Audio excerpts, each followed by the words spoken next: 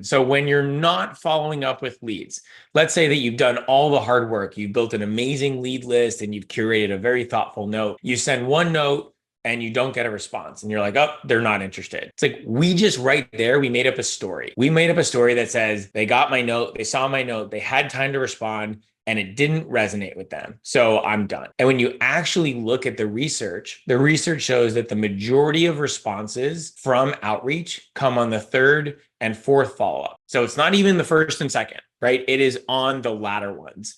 And it's not because they're sick of you or you were annoying or anything like that. It's because you gave them an opportunity to respond at different times when they actually might have been available. So, right, that story that we created, that we sent one message and they saw it and they hated it, right? That story. The other story could be, oh, they saw it, they loved it, but they were in the carpool line to pick up their kid from school and they didn't have time to respond. And then they completely forgot because they have a million things going on, right? So it's not that you didn't get a response because they hated it.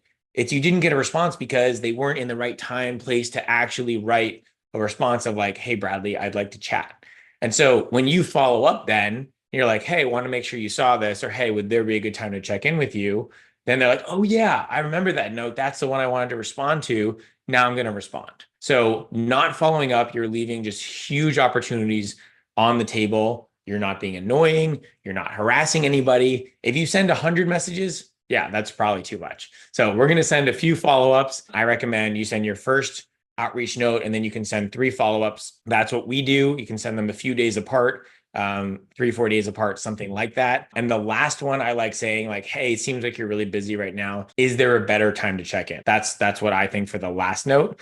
The notes 2, 3, after the first one, I think they're super short. It's like, hey, did you see this? Hey, is there a good time to check in with you?